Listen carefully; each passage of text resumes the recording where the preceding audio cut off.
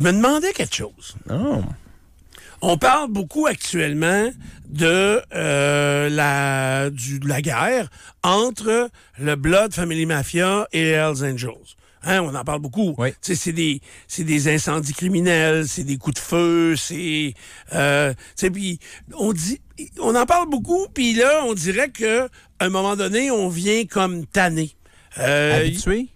Ben, je sais pas, il y a eu des incendies en fin de semaine. T'as-tu vu passer ça quelque part? OK. Puis là, quelqu'un, il y avait un commerce, mais là, je veux pas nommer personne, on ne pouvait rien, là. Quelque part, quelqu'un, il avait eu des problèmes avec sa maison, il y avait eu des coups de feu. Non, mais c'est personne que tu connais, là. Non, mais c'est pas à Sherbrooke aussi, parce que là, ça commence à s'étendre un peu partout. Ben, ça cette s'étend. histoire-là, hein? Oui, ça s'étend partout, mais moi, la personne dont je pense, il y avait eu des coups de feu sur une résidence, puis là, à un moment donné, son commerce passe au feu. Tu sais, là, à un moment donné, il n'y a pas de fumée sans feu, comme diraient certaines personnes. Mais c'est un jeu de mots trop facile. Mais là, pense à ça. Là, il y a une guerre. Ils s'entretuent, ils se brûlent, ils se coupent des oreilles, ça brasse. Pour le marché de la drogue. Ouais. Ça veut dire qu'il y a du monde qui en prenne. On s'entend-tu? Oui. C'est que là, j'ai eu des discussions récemment avec des gens qui sont impliqués de toutes sortes de façons dans le domaine et qui me disent « t'as pas idée ». Puis ça me frappe tout le temps parce que je suis quand même quelqu'un de très actif, dans le sens où je sors, je vais à chaque fois qu'il y a des sorties quelconques, des spectacles ou n'importe quelle activité, je sors, puis je vois du monde, puis... Et je réalisais pas avant hier quelle était l'ampleur des quantités. Tu sais, pour qu'on se batte, qu'on se tire du gun, puis qu'on veuille éliminer un gang par rapport à un autre, faut pas que ce soit juste pour 3 petits sachets. Tu comprends? C'est à coup de kilos. Oui, mais à coup de kilos astronomiques. Tu sais, c'est ça. Parce que moi, là, je dis pas que j'en connais pas, mais tu sais, du monde qui prennent... Parce que là, on va parler des drogues dures ici. Là. Ils se battent pas pour vendre du pot. Il y a à peu près plus de pot dans les saisies. On en parle très peu. T'as raison. Oui, puis c'est légalisé à cette heure. Puis tu sais, du pot, faisant pousser dans ton char. Là, je veux dire, il y en a partout. La SQDC a un peu plus que 50% du marché. Donc, il en reste sur le marché noir, mais t'as raison. La manne n'est pas là. Puis c'est beaucoup plus complexe. Il faut que tu gères à le faire pousser, à le faire sécher. C'est plus complexe, le pot. Ah, je connais pas ça. Fait que... Puis tu sais, j'ai jamais pris de drogue de ma vie. Mais je réalise que pour que ces gangs-là s'affrontent à ce niveau-là, qu'ils soient prêts à faire de la prison, et en même temps, que ce soit un marché extrêmement lucratif, parce que ça a l'air à représenter des millions de dollars, parce que les caïds sont extrêmement riches, je me disais, ouais, mais pense aux quantités consommées. C'est astronomique. Puis je vous dis, quelqu'un me disait, écoute, t'as pas idée des quantités de cocaïne qui sont prises, puis il n'y aura jamais de statistiques, il n'y aura jamais d'analyse là-dessus, mais j'ai l'impression que si on remonte à il y a 15 ans, à il y a 20 ans, c'est incomparable avec le marché d'aujourd'hui. Tu sais, à l'époque, il y avait un marché, mais on vendait du pot parce que c'était pas légal, puis parce que les gens en consommaient de façon, j'allais dire, de façon récréative, tiens, parce que c'est un peu comme ça qu'on nous a vendu la légalisation de la marijuana. C'était le côté récréatif. Mais aujourd'hui, il faut réaliser que la consommation de cocaïne, elle est extrêmement présente, elle est en quantité astronomique, et on accepte ça. C'est ça qui m'étonne. Et hier, je me disais, c'est bien que trop vrai. Tu sais, dans plein de domaines, là, puis demandez pas au monde, prends-tu de la cocaïne? Pour moi, on ferait tous un saut de voir, ah ouais, mais il faut que ce soit en ouais de temps en temps, parce que ils se battent pour en vendre. Puis ils font des fortunes en vente. D'où ça vient? D'où cette augmentation-là de consommation de cocaïne vient? C'est la grande question, moi, je trouve. Je la relie, moi, beaucoup à la légalisation de la marijuana. Je pense que le fait de, maintenant, fumer du pot comme fumer une cigarette... Ça légitimise toutes les autres drogues, un peu, si tu veux? Ben, oui et non, mais en même temps, ça te fait passer à un step-up, tu sais, à un step plus élevé. Ouais. Tu sais, fumer du pot, c'est standard, là, tu sais, c'est bien correct. Fait que c'est comme boire une bière de temps en temps, puis dire, hey, là, je vais prendre des shooters. Tu sais, je vais prendre des shots de fort. Tu sais, c'est comme un step up, tu sais, si... Tu penses qu'il y a un vase communicant d'un à l'autre? Ben sinon, ce serait quoi? Pourquoi la consommation de cocaïne est rendue si importante? Pourquoi est-ce qu'on parle juste de cocaïne? Est-ce qu'on peut parler de plein de drogues dures ou tu penses que c'est principalement la coke? C'est principalement ça. Moi, je pense que la guerre actuellement des gangs est directement reliée à la vente de cocaïne et la consommation de cocaïne reste un facteur important, accru également. C'est que la vente et la consommation, elles augmentent systématiquement d'année en année et puis, tu sais, ça découle avec d'autres problèmes. Tu sais, tantôt, quand on dit « Hey, mange pas trop de frites, tu sais, fais attention, mange pas trop de pain, mange pas trop de gluten, fais attention, mais sniff de la coke. » Non, mais ça, c'est comme pas grave. Les revenus du gouvernement là, pour la consommation pour le cannabis récréatif l'an dernier, pour l'exercice qui s'est terminé le 31 mars 2024, les revenus du gouvernement, donc légal, 2,2 milliards de dollars. De revenus légal. Ça, c'est légal. Ça, c'est... est-ce que c'est... Ça, c'est juste le cannabis. Pour la boisson, la SAQ, dans le fond, c'est 13,5 milliards de dollars de revenus. OK. Fait qu'on est quand même à 15 milliards de revenus au niveau... Au total, c'est 15,7 milliards pour boisson et cannabis. Puis cannabis, je vous ai donné l'estimé. Disons, pour faire un chiffre facile, là, à peu près 50 du marché est occupé par la SQDC, donc le marché légal, mais il en reste une bonne partie dans le marché noir aussi. C'est ça, exactement. Donc, il s'en vend pour 15 milliards de ce que Ray a dit. Puis... Non, il y a 2 milliards. Là, oui, au total. Là. Ouais. Puis ajoute le marché illicite pour les drogues. C'est ça. Donc, mais moi, c'est juste que, tu sais, on parle tout le temps, puis hier, on parlait de santé. C'est important de rester actif, de bien manger, de bouger. Puis je disais, mais moi, on oublie tout le temps la santé mentale. Puis de l'autre côté, on parle rarement également des gens. Tu sais, il doit y avoir du monde qui en prennent de la coke calice et ils se battent pour en vendre. Puis ils se tuent pour en vendre. Fait que c'est là où je suis un peu... tu sais, on me dit, en plus, il n'y a pas de classe sociale. C'est drôle, par exemple, parce que j'ai l'impression que la consommation de drogue est inversement proportionnelle aux revenus d'une personne. Explique-moi ça. Ben, j'ai de la difficulté, puis je lance ça de même, là. J'ai l'impression... Non, mais c'est parce que je vais me promener dans Saint-Roch. Oui. Et il n'y a pas beaucoup d'avocats que je vois avec la cravate autour du front, en train de danser autour d'un sac à dos. Stéphane, ils n'ont pas besoin d'aller dans Saint-Roch. Il faudrait être naïf de croire qu'il n'y en a pas chez les d'après moi, c'est une des places chez les professionnels. Pas juste les avocats, les professionnels. Oui, mais ça, c'est deux choses. Vous dites deux affaires. Ray, tu as raison. Ce serait naïf de croire que des professionnels, des gens habillés en cravate... toutes les professions. Oui, n'en prennent pas. Du médecin au comptable ou à l'avocat. Mais médecin, en même temps, tu as envie de te faire soigner par quelqu'un qui a sniffé une ligne de coke avant de rentrer travailler? Oui, peut-être que tu t'es fait soigner déjà par... C'est pour ça que je suis comme ça. Entre autres. On va garder ça par entre autres. Ils m'ont échappé à la naissance. Une chance, j'avais le cordon ombilical, j'ai pas frappé fort à terre. Mais une chance, j'avais le cordon dans les mains.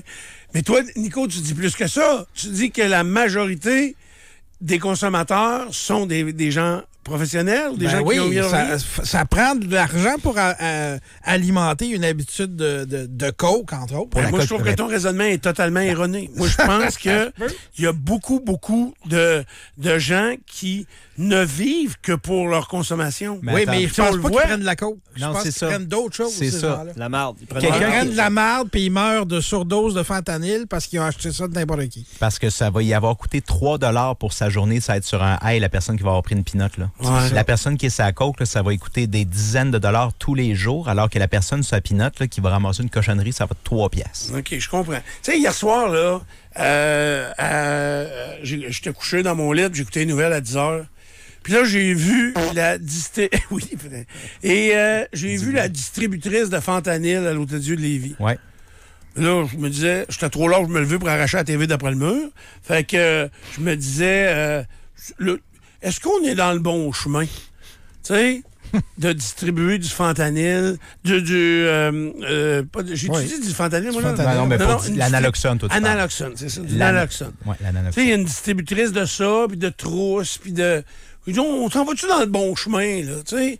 Donc, on donne des seringues, déjà, il y a des piqueries supervisées, puis là, en plus, là, c'est comme une distributrice à chocolat, là. Tu as besoin d'un jeton. L'avez-vous vu, ça? Ouais, faut que tu ailles consulter. La personne te donne un jeton qui est valide pour 90 jours. Puis tu passes ton jeton, puis ça coûte rien, puis ton ça. Toi, est-ce que tu penses que ça encourage? Parce que moi, je me dis qu'à la limite, c'est un outil pour que le monde ne meure pas. Là, parce que de toute façon... S'ils meurent, il va y avoir moins de consommateurs. Je sais pas. Je sais pas quel chemin prendre pour essayer... Parce qu'en réalité, il faudrait enrayer la consommation, pas la supporter et l'accompagner. Ben, je ne sais pas.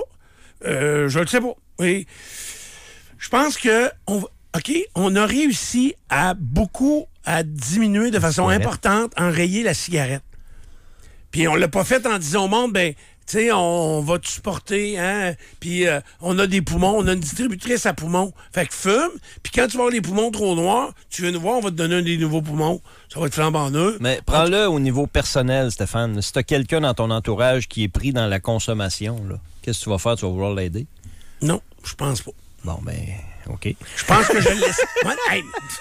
Ray, non, mais ta question est super importante. Et vraiment. En fait, c'est crucial. C'est au centre de ton raisonnement. C'est en plein ça. Absolument. Et donc, si on l'aide... Creuve. Je me souviens, là, puis je peux le raconter aujourd'hui, il y a des gens là-dedans qui sont décédés, puis... Tu sais, j'étais allé reporter quelque chose. Mettons ton fils, là. Tu le laisseras pas sur le coin de la rue, là? Ben... Tu dis que jusqu'à un certain point, vraiment. Il y a un point où, à un moment donné, Non, je comprends. Au début, tu vas avoir essayé. Tu vas avoir essayé. Exact. Tu sais, puis comment on fait ça? Tu sais, la personne avec qui je parlais de cocaïne hier, puis qui me dit, écoute, tu serais... Puis elle sait très bien qui je suis, puis comment je suis dans la vie. Elle me dit... elle dit, moi, j'ai des grands-enfants comme moi, puis elle me dit, t'as pas idée des quantités de cocaïne qui se prennent actuellement. Puis elle dit, moi, ça affecte mon travail. Fait que... Puis elle dit, à chaque fois, je suis le cul, puis ça me fait que je suis obligé d'ouvrir la discussion avec mes enfants. Elle dit, toi, fais-tu ça? Mais j'ai dit, oui et non. Puis j'ai dit, on parle pas de cocaïne chez nous. On n'en parle pas. Par contre, en sachant que les gars, puis ça veut rien dire non plus, il n'y a rien qui confirme que quelqu'un prend pas de drogue ou il en prend. Non. Mais quelqu'un qui fait du sport pratiquement tous les jours, tu sais, Nathan, il me disait hier, mon plus jeune, il dit, j'ai joué 7 games de hockey en 6 jours. Là. Il joue encore hier soir. Puis là, il chicanait. Lui et son frère, ils sont chicanés pour un petit sac de golf hier. J'étais plus capable. Mais là, mais c'est ça. Il joue au hockey 7 fois en 6 jours. Il a joué au golf 2 fois.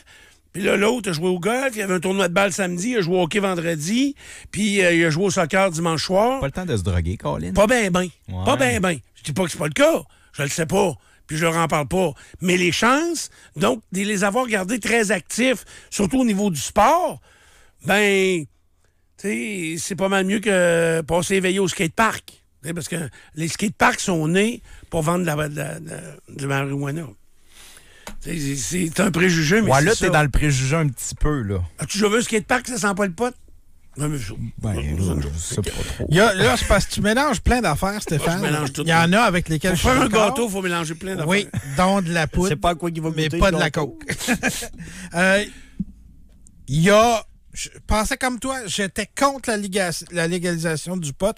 Je le suis encore. Il est trop tard, on s'est fait fourrer. C'est un échec. La légalisation, socialement parlant, le pot, c'est un échec. Je pense que ça envoie le message que c'est correct de fumer partout. Puis on le voit, ça sent presque partout. Maintenant, une dépendance, t'as l'air à assimiler quelqu'un qui est dépendant avec quelqu'un qui est faible. Et je pense pas qu'on puisse faire cette équation-là. N'importe qui, presque, peut être pris dans une dépendance. Il s'agit de le pogner au bon moment, dans les bonnes conditions. Il y a quelque chose de chimique dans la dépendance. C'est pas juste une question d'attitude ou de dire c'est pas grave, moi, c'est vraiment la drogue prend le contrôle sur toi. Et quand on dit la drogue prend le contrôle sur toi, tu le dis toi-même, c'est au point où des gens vont vivre pour réussir à consommer. Mm-hmm. On veut tous les aider. On ne s'entend pas sur comment les aider. Je pense que s'il y avait une façon, ça serait enrayé depuis un bout de temps. Puis encore là, il y a des gens pour qui ils trouvent que c'est pas un problème parce que justement, ils sniffent juste quand ils sortent. Ou, mais quel serait le résultat si on arrêtait d'aider les gens à se droguer? Si on mettait un terme au prix supervisé... Tu penses pas qu'on aide ceux qui ont le plus de chances de s'en sortir? Ben, est-ce que tu penses... Moi, c'est pas... Moi, je pense à rien, moi. Moi, j'étais un tarlat qui regarde juste ça puis qui fait un constat hier, en jasant avec quelqu'un, que la consommation a explosé. Moi, c'est le constat. Puis, j'ai pas l'impression qu'en mettant des piqueries supervisées, du naloxone disponible partout, avec des distributrices, puis que... Tu penses qu'on s'encourage, toi? Ben, moi, je pense... Est-ce que, vraiment, quels sont les résultats? Comment on aide des gens, tu sais, vu qu'on a du naloxone, quand tu prends trop de fentanyl, puis t'es sur le bord de mourir, je te sauve la vie, je te réanime avec une shot de naloxone. Est-ce que là, tu te réveilles, tu te dis, hey, j'en prendrai plus jamais, si tu failli mourir? Je serais curieux de voir quelqu'un... Pose-toi la question à l'envers. Comment? Si on n'a pas le naloxone, est-ce que la personne va moins consommer? Est-ce qu'elle a une chance? Elle va juste mourir. Elle va juste mourir, c'est ça. Elle n'a plus de chance de s'en sortir à ce moment-là. Mais si elle sait qu'elle va mourir en consommant ça, est-ce qu'elle va dire, hey, finalement, comme la cigarette, mais c'est pas un choix. On a arrêté de fumer. Mais elle consomme déjà, Stéphane, peu importe. Ouais, c'est pas un choix, là. Non, mais laisse-moi finir ma phrase. La coke, on te la rentre pas dans le nez quand t'es en maternelle. T'as raison. Si la preuve, ils ferment les maternelles 4 ans. Quand tu es dans cette spirale-là, à un moment donné, il y a une journée où ce que ça devient plus tant ton choix puis que ça te prend un méchant coup de pied au cul pour te sortir de là. Ben d'accord. Puis, va voir tous les sans-abri dans le Vieux-Québec. Il n'y a personne qui dit « Hey, je suis donc bien content d'être dans cette situation-là. » Mais c'est plein de choix qu'ils ont fait qui les ont emmenés là. Moi, je pense donc, je reviens à la question à Ray dès le départ. Il revient en me disant, personnellement, toi, tu aurais quelqu'un de proche qui vivent ces problèmes-là. Est-ce que tu l'aiderais? Oui, mais il faut que ça arrête. Je vous racontais tantôt, je vais reporter quelque chose à quelqu'un. Ça fait quelques années de ça, plusieurs années même. J'avais emprunté quelque chose dont j'avais absolument besoin à quelqu'un. C'est quelqu'un qui était beaucoup plus âgé que moi, qui avait des enfants plus jeunes que moi un petit peu, mais... Puis là... cette personne-là, j'y ramène ça. Puis merci, parce que ça m'était très utile pour l'organisation que je faisais pendant l'été avec cette affaire-là. Puis cette personne-là me dit, c'est la dernière année, je te prête plus... il me prêtait ça chaque année. Il dit, c'est fini. Alors, j'ai dit, OK, pourquoi? Qu'est-ce que j'ai fait? Ben, il dit, ce que t'as fait, ça fait 3 jours que mon fils est disparu, qu'on le voit plus, puis on le sait que c'est dans tes maudites patentes qu'il se drogue, puis il rentre plus, puis il disparaît. Fait que, OK, je fais quoi avec ça? Là, je suis un peu surpris. Moi qui n'ai jamais pris de drogue de ma vie, puis qui en vend pas, pas en prendre, j'aurais dû en vendre, ça a de la payant. Fait que, mais j'en vends pas, j'en prends pas, je vois pas ça, je dors au gaz, mais je suis pas cave à temps plein. Puis là, il m'accuse, moi, d'organiser un party, puis que dans ce party-là, son fils, il se drogue, puis il disparaît pendant 3 jours, puis il rentre pas travailler. Fait que là, j'ai pogné note. Je me souviens, j'étais dans la maison chez la personne, j'y ramenais ce qu'il m'avait prêté. Et là, j'y ai pété un câble. Il braillait au bout de la table. Je me souviens, comme si c'était hier, il braillait au bout de la table. J'ai dit, ah ouais. Puis il dit, oui. Puis dis-moi là, c'est qui vend ça, cette marde-là? Puis j'ai dit, ah ouais. J'ai dit, arrête de chercher, c'est toi le coupable. Toi, parce que il a 30 ans, il vit ici dans la cave, tu lui donnes 1000$ par semaine pour le fun, pour ses dépenses personnelles, puis il arrive même pas au bout de ses paiements, puis tu es toujours en train de le baquer financièrement. Fait que c'est qui tu y penses qui met ça dans le nez? C'est toi. C'est toi qui le nourris à faire ça. Ça a fini, comment tu penses que ça a fini? Ça a fini en prison. Ça a fini en prison. C'était clair, net et précis, c'était écrit dans le ciel. Fait que, est-ce que d'aider quelqu'un, c'est toujours le bon choix? Ou des fois d'abandonner puis de laisser aller. Okay, mais... Je sais pas quels seraient les résultats. Je suis pas en train de vous dire que j'ai la recette, puis que j'ai le succès ou que j'ai le secret. Je revire encore ton histoire de bord. Oui. Il le met dehors. Il arrête de donner 1000$ par semaine. Oui. Mais ça dans quel bout ça va l'aider à arrêter de consommer? Mais Chris, il n'aura plus d'argent. Mais non, il va faire des crimes. Ben, il va faire des... C'est pas tout le monde qui est prêt à se rendre là. Non. À faire des crimes. La preuve, c'est qu'il y a du monde qui quête encore ces coins de rue pour avoir de l'argent, pour mieux consommer. Mais arrêtez de quêter puis aller défoncer des dépanneurs. Tu sais. Mais non, mais tu comprends? Oui. Je le sais pas.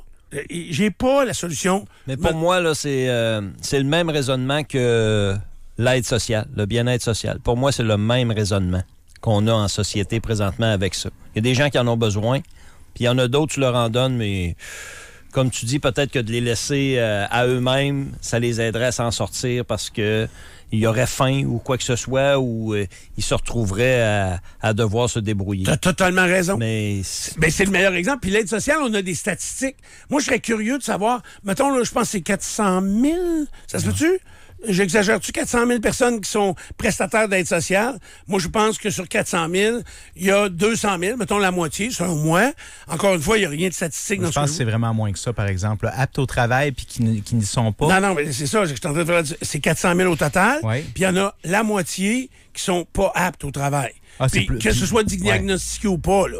Au moins la moitié qui ne ça. sont pas aptes au travail, ouais, c'est ça. Mais bon, ils sont pas aptes au travail, puis avec une certaine... Donc, c'est tout à fait normal. Mais on sait qu'on en donne à des gens qu'on ne devrait pas, puis ils ont tout ce qu'il faut pour aller travailler, dans le fond. Exactement. Bon, ben, cette gang-là, la statistique que l'on a dans nos documents, dans SACLIC, mais gouvernement, là, combien il y en a qui ont reçu leur premier chèque d'aide sociale la journée de leurs 18 ans?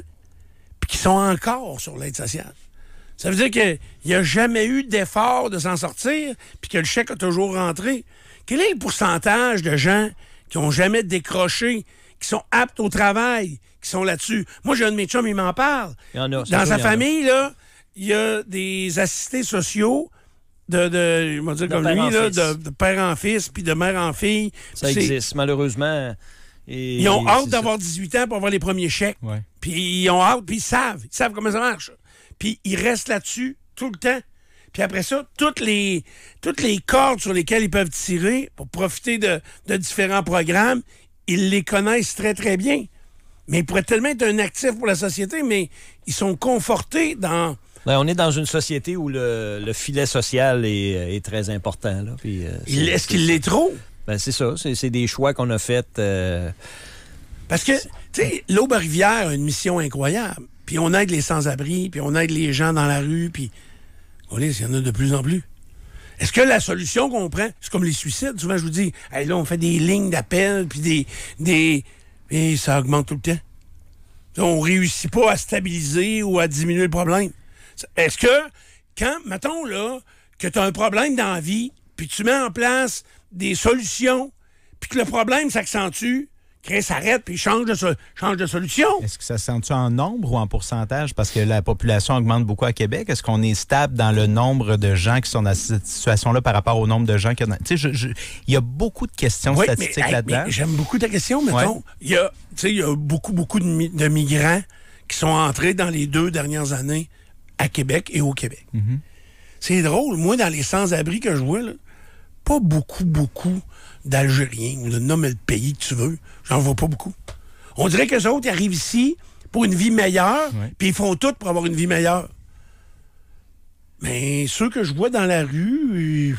C'est sûr qu'on est la somme de la société dans laquelle on a grandi. Tu as tout à fait raison. C'est des gens qui ont vécu au Québec, qui ont le background de « j'ai grandi au Québec, donc voici mon expérience », c'est sûr. J'aimerais ça qu'on puisse, en société, évaluer et bien regarder de façon sérieuse les pourcentages, donc, de quelle est la hauteur de ton revenu versus ta consommation de drogue. Moi, contrairement à Nicolo, je pense que c'est drôle, j'ai l'impression que la drogue s'installe dans des milieux défavorisés. C'est ça que j'ai l'impression. Oui, je te dis juste que c'est pas de la coke. Mais hein? elle je te dis que c'est pas de la coke. Ouais, mais ça... Ouais, OK, c'est des pelules, maintenant. C'est des cochonneries plus dangereuses encore, je pense. Ouais, l'héroïne, tu sais, je sais pas. Écoute, je connais ça, j'en ai consommé autant que toi de la drogue, Stéphane.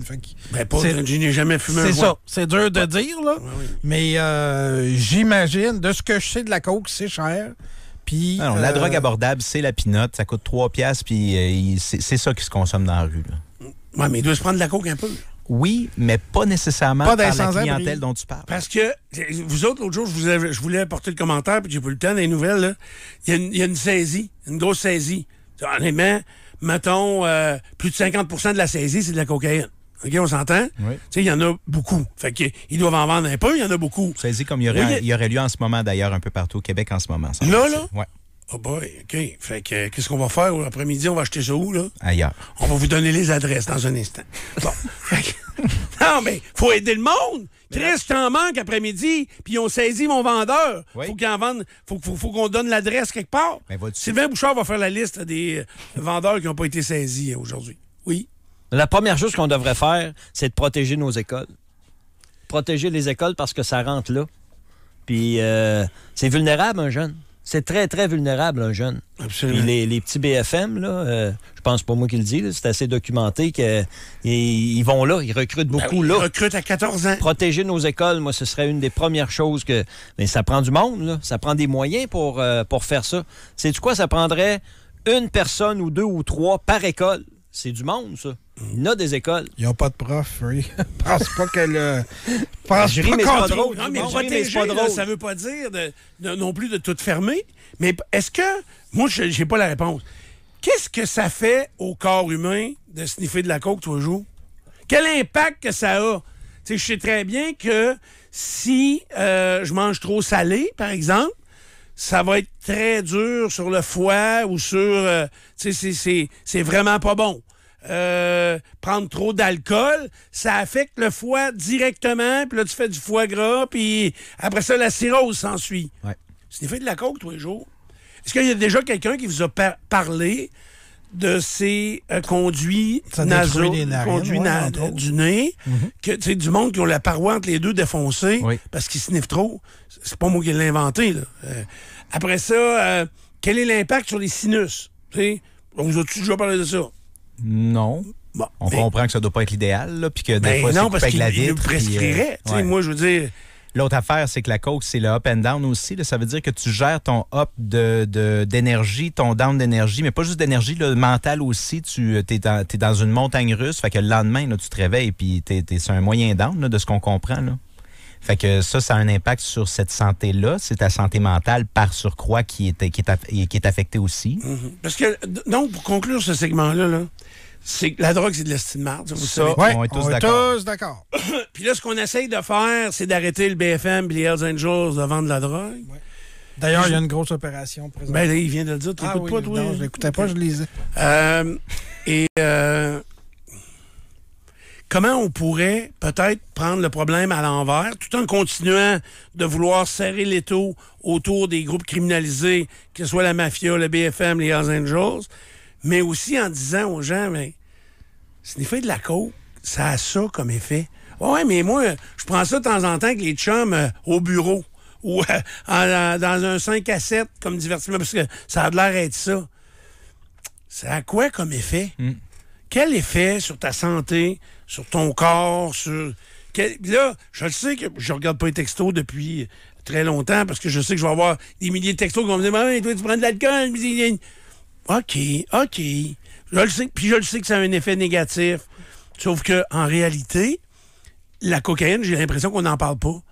Puis j'ai l'impression qu'il s'en vend pas mal. Puis je reviens pour conclure sur les saisies, comme il y a actuellement, c'est qu'il va y avoir tout le temps des grosses quantités de cocaïne.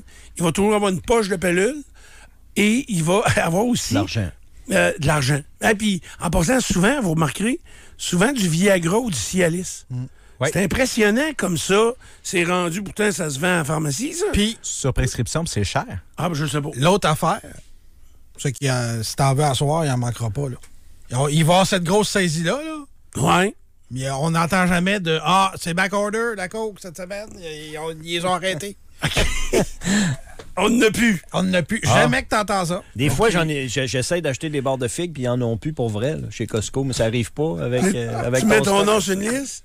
Y a-tu des rabais, des fois, dans la cocaïne? Y a-tu des spéciaux? Ben, vois-tu... Y a-tu une carte de points Au aussi? début de l'année 2024, le kilo de coke se transigeait 18 000 $ au lieu de 50 000 parce qu'il y avait le marché était inondé à ce moment-là. Il y avait même eu des textes dans le journal en disant Moi, je me souviens de ça, oui. Ouais. Puis là, au plus fort à la pandémie, c'était 75 000 le kilo. L'espèce de prix typique, c'est plus 50. Puis là, il s'est transigé en 2024 à 18. Fait que c'est... oui, il y a des rabais. Là, il est en spécial. Mais il y a de quoi qui marche pas dans ça. Là. C'est illégal, mais on a des statistiques, grand chef, là, en veux-tu, en v'là, il s'en va ci, ouais, mais c'est consommé par là. La seule façon que c'est ça va illégal. arrêter, c'est si les gens arrêtent d'en consommer. C'est ça qu'on peut pas contrôler, boys.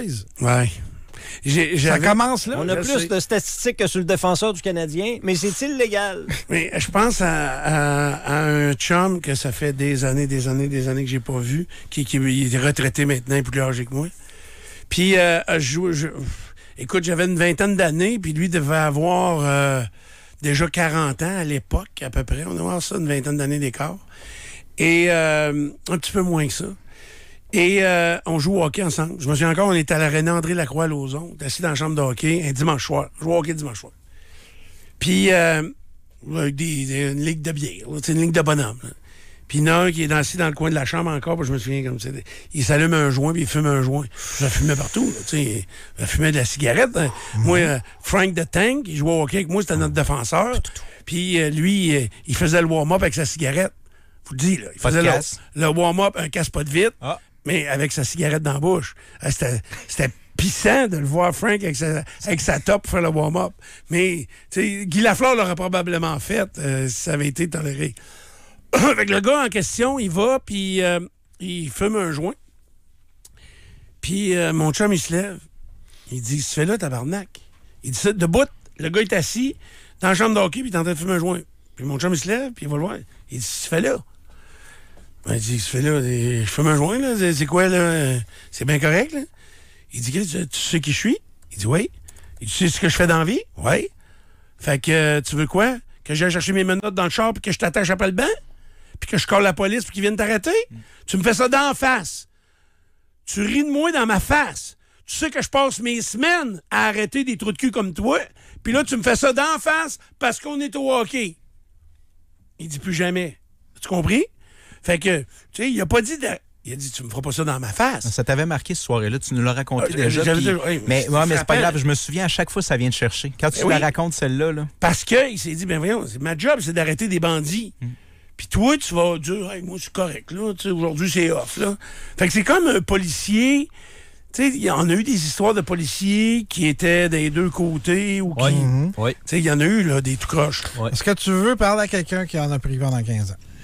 Il y a un auditeur qui nous a écrit. On pourrait le faire, mais pas là. ou plus tard. Ouais. Plus tard cette semaine. OK. Ça serait intéressant. On va le Reste screener en avant. contact. Parfait.